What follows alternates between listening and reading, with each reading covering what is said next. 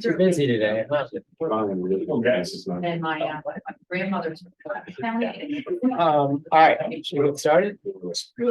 Okay, so we will call to order the April 22nd, 2024 meeting of the Montgomery County Board of Elections. I will ask our Director of Elections to lead us in the pledge of allegiance. I pledge allegiance to the flag of the United States of America and to the republic for which it stands, one nation, under God, indivisible, with liberty and justice for all. Okay, so we've got a couple of appointments to make today of temporary poll workers, election tabulators, and the appointment of the canvas board. We'll hear from our Director of Elections in just a minute about that. I wanted to also just begin by saying that we are thoroughly analyzing every step of the mail-in process right now. There wasn't enough time in this primary really for people to be able to get their mail-in and send it back. And part of that is the statutory context. It's impossible for the state to actually meet the requirements because the certification of the election happened just about a month before this election. And we really want to get to a place where we're mailing 50 days before at least. And so there's a number of steps that we're going to take, including meeting with all of the vendors. I have learned and reviewed some of the contracts, and there aren't specific turnaround times that they must abide by. So that's a specific issue that I'd like us to address before the fall. And I think there's a number of things that we can do both internally and externally with the vendors that will ensure that people have the adequate amount of time that they need. Of course, this election was on Passover, not set by us, but by the legislature. And we actually took a number of steps that were proactive in terms of making sure that we reached out to different communities. I spoke at synagogues through the press. We opened our satellite offices at the request of a group that wanted additional hours, specifically in Lower Merion at the time of that group. And hundreds of people actually used those services. So I think we did well in that regard, but we've got to make sure going into November that we fully assess how we can be as efficient as possible in terms of turning around the ballots as soon as they are certified by the courts, but also what we can ask of the state legislature, what we can do working with the Department of State to ensure that counties as a whole have more time before they have to print and mail the ballots. Have more time ahead of the election in order to print the ballots, because there's always going to be issues. Counties across the board will see problems with the mail-in ballots. Anytime you're printing millions of pieces of paper and trying to deliver them, you're going to have some issues. Anyone who's sent a wedding invitation knows some people don't get it. It's to be expected, and what we have to do is plan on it. And part of planning on it is asking our legislature to make sure that they can create a statutory context where the ballot is certified well in advance, not just a month before the election, which is what happened this election, but closer to 60 days before the election, so that we can actually not just serve the residents here in Montgomery County who are voting by mail, but also military and overseas voters who need that time. There's a number of things we do in the interim, including, I just learned today, sometimes people are sent blank ballots overseas in advance because the court hasn't certified who's on the ballot, which I think is not something that makes voting easier for anyone. So we've got to ask our partners in the state to really move that so that we can certify the election sooner. There's a couple of other things that we'll have in terms of recommendations at the state level and really work with our partners at the DOS to really ensure that the legislature can handle some of these issues or tackle them. But those will be my comments, and I'll turn it over to the vice chair if you want to add anything. Just to echo Commissioner Makija's sentiments, look, we are responsible for delivering on our elections, and we take that responsibility very seriously. And so, as Commissioner Makija suggested, we're looking at every step in the process leading up to the primary that is tomorrow, to reflect on, how we can do better as an administration, as a voter services organization, in partnership with our partners. And so let me just say, I apologize to anyone that's been inconvenienced by some of the delays. But I want to stress the fact that we take delivering on our elections very seriously. And so we're going to do everything in our power to make sure that we're ready and prepared for November. And I'm confident that we have the right team to do that. Couple things. One is that I agree that we have to work with our state legislative body to review the overall window as far as when ballots or petitions are circulated beyond the ballot, when they're the period when you circulate your petition, you file your petition, then there's challenges to the petitions, and there's appeal to the challenges, and so on and so on. And I think that that's definitely something I've talked about this before with the legislative body about this is something that needs to be looked at. But a couple of things of clarification. One is the presidential election has nothing to do with the situation where we are today. And two, Passover has absolutely nothing to do with the situation that we have today as well, because Passover starts tonight or this afternoon. And this process has been going on for weeks and months.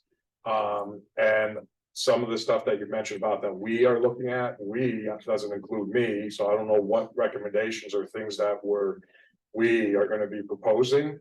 But I'm not specifically happy with the outcome of where we are today with the complete mess that the primary's been with the ballots. But I would assure everyone that when I'm not happy, when I get pissed off, then I dig in. And after tomorrow, I'm digging in, because I'm not doing this come November. And I'm not going to find scapegoats in Frank, because I think Frank works extremely hard and is doing everything possible to ensure that we have a safe, secure election and everyone does get the ballots that they need. But I also am going to point the fingers on where they should be pointed. And the big finger right now, and you can all decide what finger that is, but that big finger is the state. The state puts us into this situation with the time window, and it's something that we need to work with our legislators, and we need to make them understand that it's too tight of a window, and you need just one thing to go wrong in that process, just one thing to go wrong in that process, and you end up where we are with this primary. And there's a few things that have happened. I'm not happy that some people, from my understanding, still haven't gotten mail-in ballots. Look, I'm not a big fan of mail-in ballots, but we do it. And this is a good reason why I'm not a big fan of it, because there's a lot of issues. I think that the state in 2019 rushed into mail-in ballots. I don't think that we did enough due diligence to really understand the complexities associated with it, because since 2019, pretty much every election, if it wasn't Montgomery County, some county ran into ballot problems, either misprinting or people not getting their ballots, so on and so on. So it's a very complex process. And I think that we, as three new commissioners that that are now inheriting some of the issues. And like I said, Frank is working very diligently. I know, Lee, you've been there working and trying to do everything we could to ensure that we could get the ballots out, but we definitely have our work cut out for us. And And come next week, after the dust settles, we're gonna really dig in deep and get this to a point where come November, we're running as smooth as possible. So thank you. I think all three of us are aligned on that, so I appreciate it. I will move to the general public comment. Do we have any public comment?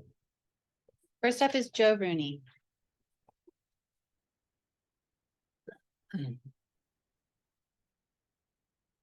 Good afternoon, ladies and gentlemen. I'm Joe Rooney. I live in Abington. And I wanted to be stocking trout on the Wissahickon right now at Fort Washington, but I had to leave and come here for this because it's hugely important. This is my third visit to point out election law violations at the challenge of the president of the election board. And to date, before this meeting, I have never had a single conversation outside of this meeting with anybody in voter services. So I'll just read this. I hope to get through this in 3 minutes. I wrote this yesterday and you all got copies. Through to Mr. Dean, but you all were CC'd. Following your disappointing email on Friday, I decided to check the Dropbox at Willow Grove Annex again on Sunday, yesterday. I sat near the Dropbox for about 1 hour between 1600 and 1711. I observed another 10 prohibited votes during that hour. At 1601, there was a red Subaru, 2 ballots. 1633, a gray Kia Sportage, 2 ballots, and the license plates are all here in descriptions. You have them. At 1634, a gray Toyota, 2 ballots. 1640, a Subaru with 2 ballots. At 1711, a black Mercedes with 2 ballots. Another person during that hour told me that they deposited the ballot for another person. I watched many people deposit ballots in the box in accordance with the law. 3 women came up, all 3 got out of their car at one time, deposited their ballot. Multiple husband and wives got up, got out of the car after they parked it, came over and deposited their individual ballot. It is an insult to all PA residents and undermines our faith in fair elections when local government ignores the abuse of our election law. My goal is not to get anyone in trouble, but rather to document that Montgomery County Voter Services is not managing our elections in accordance with the PA state law. Our election law is very specific about who may deliver another person's ballot. I have witnessed at least 20 votes, I hope the president notes that were in violation of the PA election law. And I understand that you're an election lawyer and even an instructor or professor. So in previous elections, a uniformed guard at the Dropbox informed people that they were only permitted to deposit their ballot, their personal ballot, unless they had official documentation. This provision of our law is routinely being ignored. Our commissioners are aware of this illegal action and have decided to turn a blind eye to this issue. Where do they get the authority to violate election law? And according to the Pennsylvania Department of State, this is a quote, third-party return of ballots is prohibited. Now, I'm just a Marine fighter pilot, but that's pretty specific as to what every one of those words mean. Okay, number 2, I got to preface this. I'm a retired lieutenant colonel in the Marine Corps who F4s and F-18s. I've worked at the squadron level, the group level, and headquarters Marine Corps in multiple jobs. I'm also a retired captain at Delta Airlines with 30 years and retired as a captain with 737. I need a little more time. Is that possible? I also graduated from an Ivy League college. I got a master's in, a bachelor's in mechanical and aerospace engineering from Cornell. I'm not a knucklehead. I know I am a knucklehead, but I have some credibility. Sorry about that. I asked my wife. You couldn't even get it past them. I was a bad joke, poorly delivered. I'm not a bad, so I have good credit. So this is what I got from Voter Services. It says, we retain footage and have the ability to check if any issues are reported to the Board of Elections. As a pilot, there's something called quality assurance. Not retain footage, and if somebody tells us something, we'll look. These things should be occasionally reviewed on a random matter just to make sure that they're working and what's supposed to happen is happening. The second one is, this is a crazy one. You also reported a few instances of voters who may have deposited multiple ballots. Now, I did not report instances where people may have deposited multiple ballots. I invite every one of you to sit with me at any time. I've been there 4 times right now, twice at night and twice during the daytime. I have witnessed 10 illegal votes, 10 illegal ballots, violated PA election law at each time. That's 1 hour at one place, Willow Grove Annex twice. So you multiply that out by the daylight hours and by the number of boxes, and this is not an insignificant problem. Number 3, Yeah, you gotta wrap it up. okay, Yeah. I'll end it with this. Dates, poll watch certificates are not ready yet. I have to give them out to everybody so they can do this tomorrow. That's not our issue. I'm just explaining what's going on in our county. I can't get them yet. Right. The second one is, you can have responsibility, but with responsibility, you can say this is our responsibility, but there has to be something that's called accountability afterwards. We've had elections here for a long time. This is a mess. And just to let you know, my daughter 2 years ago was awarded the Reagan at sea in Japan. She was off the coast of the Philippines. She didn't get her a ballot until after the election. My son's down in Corpus. He got it late, but I understand he can file it electronically, so he's able to do that. This is a mess on a personal level, on a level as the head of ACTRO, and on a personal level, just watching it, Willow Grove Annex. Thank you for your time. Thank you. Any other comments? Yes, on Zoom, we have Jim Malik.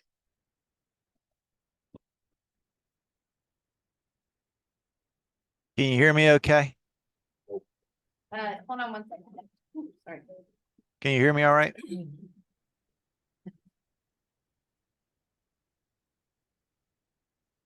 Okay, go ahead. You hear me okay? Yes. Thank you. Jim Malik, Worcester. Mr. Rooney must have been a hell of a fighter pilot because he was right over the target and dropped it in the bullseye. What he said is exactly what I've been trying to tell you guys. Where is the quality assurance procedures and protocols for detecting fraud? Can you please either send it to me, provide it to us at a meeting, discuss it now to tell us what you're doing to look for fraud? See, Mr. Chairman, your assumption is there is no fraud in Montgomery County, so there's no need to look for it. I disagree. Mr. Rooney, if correct, has illustrated potential fraud. So what are the policies, procedures, and protocols in place to deal with it? And if they're not in place, then you got to put them in place, because that's not tolerable. Okay. And you know, it's not the first time I've heard stuff like that. As far as mail-in ballots, I actually decided I'd give it a shot and give it a try. Now, they mandated that I sign my ballot. Can any of you people tell me why I need to sign the ballot? What is the purpose for me signing the ballot? Because you don't do signature verification. You're relying on case law that says that you can't void a ballot. You could definitely pass a policy that you could do signature verification, and if there's a discrepancy, you could notify the voter. That's not breaking the law. That's just telling the voter there may be a problem. Then the voter can tell you whether or not, hey, I didn't send that in. So that's how you find fraud. Now, Commissioner DeBello, if he could expand on what he calls the situation we are now in relative to the primary, I'd like to hear, you know, the full extent of this situation we got going on with the primary. It's no surprise to me with the mail-in ballot situation. So if you could do that, I'd appreciate it. Thank you. Any others? Yes, the last one is Joanne Schweitzer. Hello, can you hear me? Yes, go ahead. Okay, I just wanted to say that my husband requested a mail-in ballot and he only received it a few days ago. And he would have had to fill it out the day that he received it and hope that it would have gotten in time for tomorrow. So it just wasn't enough time, and I just wanted to let you know that. Where do you live? I live in Schwenksville in Montgomery County. Okay. He can drop it off at a Dropbox? Has he already put it in the mail? No, he's going to fill it out and bring it tomorrow to the Dropbox at Skip Back 3. Yeah, that's the closest one. Okay. Yeah, our apologies. You know, we're well aware of this, and as we said in the beginning of the meeting, we're gonna make sure that this does not happen. Okay, thank you. And just to refer to the question, Mr. Malik asked, what I was referring to specifically has to do with the mail and ballots of when they were mailed out, who got them, who didn't get them yet, and the timing of when they got their mail and ballot, and was there enough time for them to do whatever they want to do with those ballots, either Dropbox, mail them, bring them to election day, whatever it may be. That's what I was referring to, and that's something that we have to look at going into November. And I don't know if you want to respond to the signature verification part, like why do we ask people to sign the ballot? It's required. They're in the state law. Right. It's required to sign it, but it's not required to verify it. That's, you gotta love government. There's a few more that have raised their hands. ahead. Barbara Furman.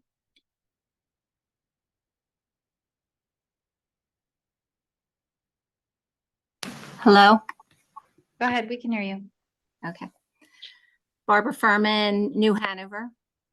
I am the elected judge of elections for every constituent or registered voter in my precinct, not just the in-person voter.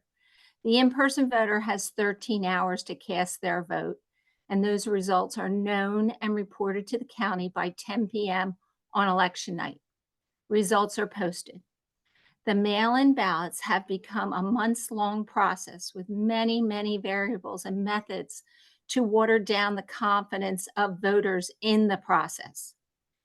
This election at my precinct, there were 356 applied for ballots, mail-ins, and as of 4/16, Tuesday, last week, 43 were reportedly received by the county.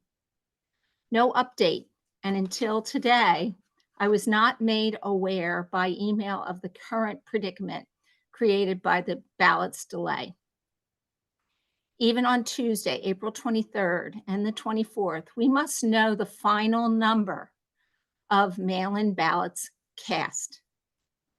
That denominator must be established in the day.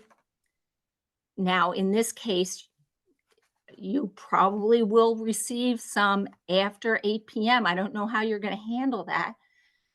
48, but it should be known. And that number should also be reported in the results. Will it be reported in the results? Thank you.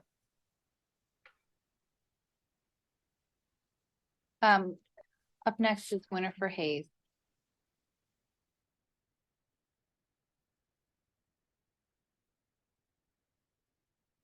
Can you hear me now? Yes, go ahead. Okay, I go by Winnie Hayes.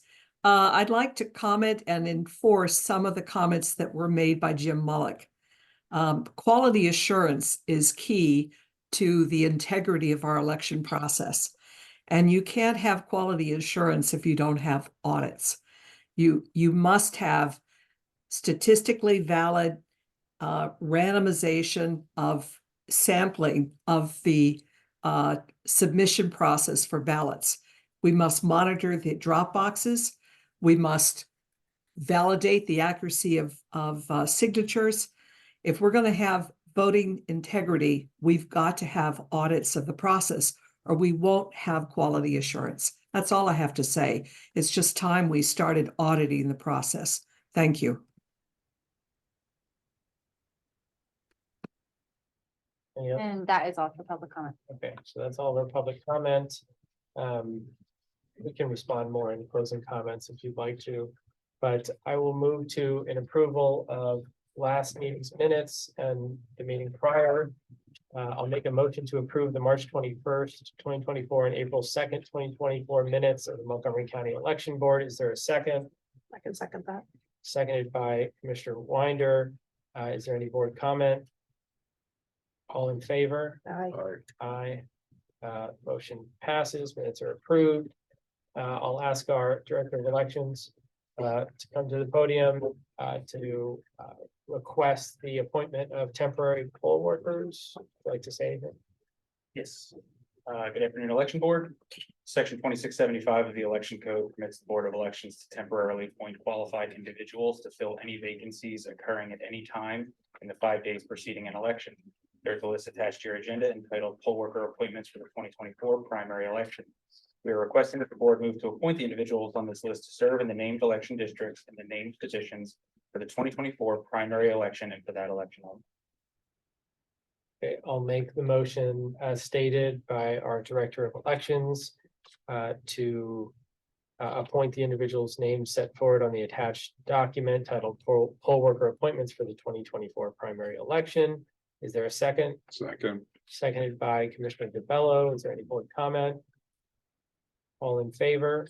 Aye. Aye, motion passes. Next, we'll go to the appointment of the election tabulators. The election board is given authority to appoint qualified individuals to serve as election tabulators by the Pennsylvania Election Code. There is a list attached to your agenda entitled Tabulation Appointments for the 2024 primary election. We are requesting that the board move to approve the individuals on this list to serve as the election tabulators for the 2024 primary election and for that election only. I'll make a motion to appoint the names set forth on the attached document titled Election Tabulator Appointments for the 2024 primary election.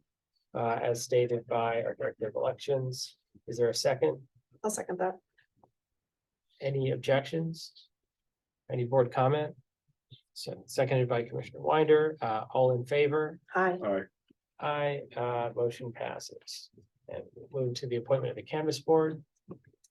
Section 3146.8 of the Election Code states that the Board of Elections is to conduct the pre-canvass canvass of votes cast via mail-in and absentee ballots. The code gives the board the authority to delegate their responsibilities to representatives authorized to act on the board's behalf.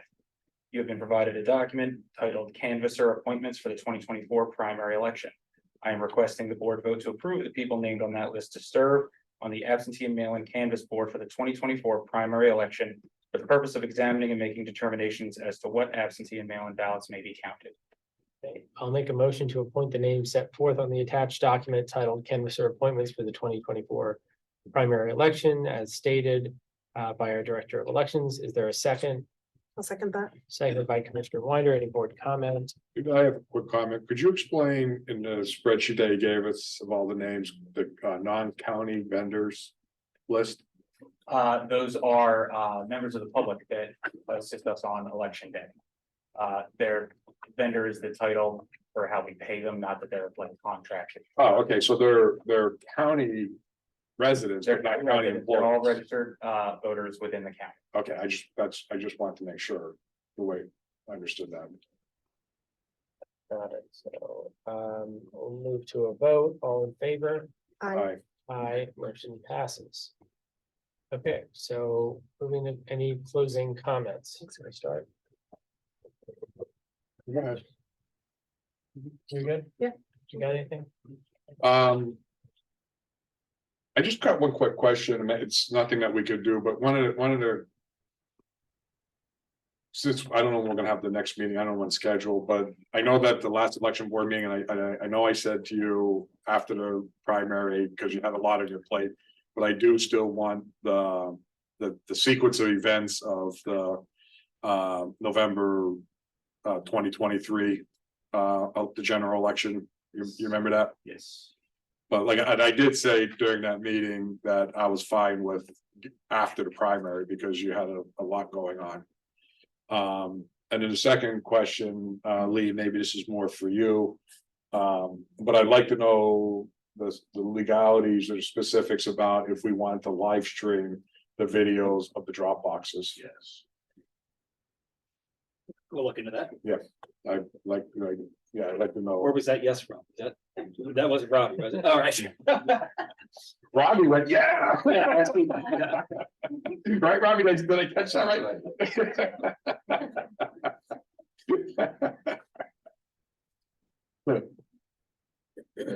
That's it? Anything else?